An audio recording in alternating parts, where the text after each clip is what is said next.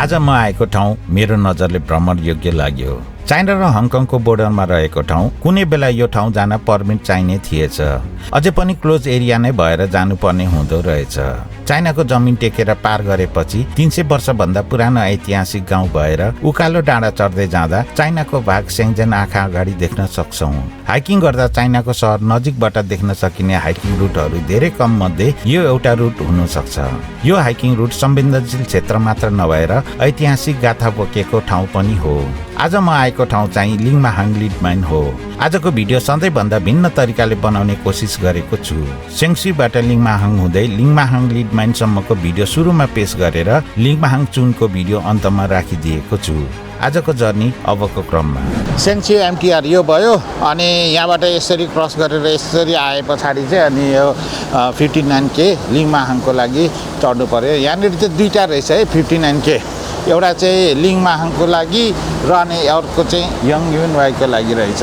यो देब्रेपट्टि देखिने संरचना ल्यान्ड बोर्डर यङयुनवाई बाउन्ड्री कन्ट्रोल हो। यसलाई ल्याङताङ पोर्ट अफ सेन्जेन पनि भनिन्छ। विशेष गरी ट्रकहरूको लागि बनाइएको भए तापनि प्यासेन्जरहरू हिँडेर या साइकलमा बोर्डर आरपार गर्न पनि सकिने रहेछ। यो ठाउँसम्म मात्र आउनलाई सेङ्सुईको ल्यान्डमार्क नर्थबाट 79K केएमबी बस चढेर ताकुलिङ लास्ट स्टपसम्म आउनु पर्यो। अहिले म क्लोज एरिया आइपुगेको छु। यो गाडीको बाटो चाइनाको भूमि पर्ने भएकोले होला यहाँ सुरक्षा कडा गरिएको छ। यही भागले गर्दा होला यो ठाउँ आवाज जावत गर्न पहिला यहाँकै बासिन्दाहरूलाई पनि परमिटको आवश्यकता पर्ने गर्थेछ। कुनै समय यही मिनी बस चढ्नलाई पनि परमिट चाहिने थिएछ। एउटा ध्यानमा राख्नुपर्ने मुख्य कुरा, यो ठाउँ टेकेपछि हङकङको मोबाइल नेटवर्क चल्दैन।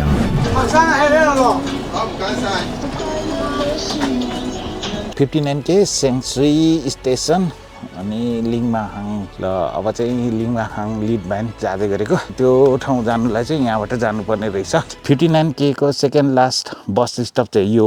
त्यहाँबाट यसरी हिँडेर आए पछाडि चाहिँ अब यता माथि जानु पर्यो लिड माइन जानुलाई या त रबिन्स नेस्ट जानुलाई। रबिन्स नेस्ट चाहिँ 2.4 किलोमिटर अनि 1.5 घन्टा। अहिले चाहिँ म यहाँ छु, यो पहेँलो डटलाई फलो गर्नुपर्ने छ। सुरुमा लिङमाहाङ केभ आउँछ, रबिन्स नेस्ट चाहिँ यहाँनिर छ। सायद यो रबिन्स नेस्टको भ्यू पोइन्ट होला। त्यहाँ तल दिएको जानकारी अनुसार 2.4 किलोमिटर अनि 1.5 घन्टा भनेको चाहिँ यहाँसम्म पुग्नुलाई होला। तर म चाहिँ लिङमाहाङ माइन केभ पुगेर फर्किने हो। आज तुवालो लागेकोले गर्दाखेरि चाहिँ चाइना देखिएको छैन। यो जति पनि यो देखिएको यो बिल्डिङहरू छ यो सबै चाइना रहेछ है। झन्डै 20-25 मिनट हिँडे पछाडि चाहिँ लिङमाहाङ चुनबाट चाहिँ यहाँसम्म आइएको छ। 30-35 मिनट चाहिँ सिडीको ठाडो उकालो रहेछ लिङमाहाङ चुनबाट। म्याकिन्टोस फोर्टको केही तल रहेको यो डाँडाको नाम थाहा भएन। यस डाँडाबाट मैले ड्रोन उडाएर चाइनाको सहर अनि हाइवेको भिडियो खिच्न सफल भएको छु। यी तस्बिरहरूले के झल्काउँछ भने सीमावर्ती क्षेत्रमा रहेको डाँडा काँडामा रहेका ठाउँहरू पनि चाइनाद्वारा विकास तीव्र गतिमा भइरहेको अनुभूत गर्न सक्छौँ। डाँडामा रहेको बिल्डिङ चाहिँ भ्यू टावर हुनुपर्छ।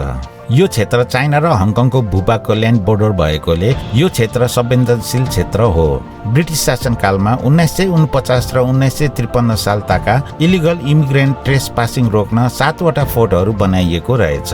तत्कालीन समयका commissioner of police sir Duncan William Mackintosh officer थिएछन् र उनकै निर्देशनमा रबिन्स नेस्ट कन्ट्री पार्कमा सुरक्षा घेरा बनाइएको रहेछ।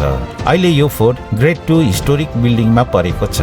दोस्रो विश्वयुद्ध ताकाका सुरक्षा घरहरू रबिन्स नेस्ट ट्रेलमा देख्न सक्छौँ। अब चाहिँ यता दाहिनेपट्टि चाहिँ टु लिङमाहाङ लिड माइन म्याकिन्टोस फोर्ट चाहिँ यहाँनिर छ। त्यहाँबाट अलिकति यहाँ आउने बित्तिकै होइन यतापट्टि जानुपर्ने रहेछ लिङमाहाङ माइन। यो चाहिँ लिड माइन चाहिँ हङकङको सबैभन्दा ठुलो माइन रहेछ। लिङमाहाङ लिड माइन चाहिँ अब यताबाट जानु पर्यो। खासै टाढो छैन। जब यता तल एरो देखाउँछ ओह्रालो आउँदाखेरि 5-7 मिनटमा यो ठाउँ आइपुगिने रहेछ।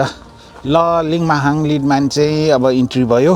अब यता तल जानुपर्ने रहेछ। यताबाट गए पनि हुने रहेछ, यताबाट गए पनि हुने रहेछ। पहिला यहाँ तलको इन्फर्मेसन हेरौँ है त। लिङमाहाङ लिड माइन हालमा पर्यटकहरूका लागि भर्खर मात्र 2025 मा खुल्ला गरिएको रहेछ। साफ्ट र एउटा सानो छोटो सुरुङ मात्र हामी घुम्न सक्छौँ। यो माइन भित्र 5 वटा सुरुङहरू छन्। सबै एक आपसमा इन्टरकनेक्टेड छन् र सबैभन्दा लामो सुरुङ 2100 मिटर लामो छ। लिङमाहाङ लिड माइन 1915 देखि 1958 सम्म सञ्चालनमा आएको थियो। यो माइनमा धेरै मात्रामा लिड मेटल पाइएको रहेछ। उत्खनन दौरान उत्पादन खनिज जम्मा आँकडा 16,000 टन लिड मेटल र 1 टन 20 केजी सिल्भर धातु निस्किएको रहेछ। 1962 सालमा हङकङ सरकारद्वारा माइन लिज खारेज गरेपछि त्यसै साल ताकादेखि खनिज उत्खनन बन्द मात्र होइन, यो माइन एबान्डन नै भएको रहेछ।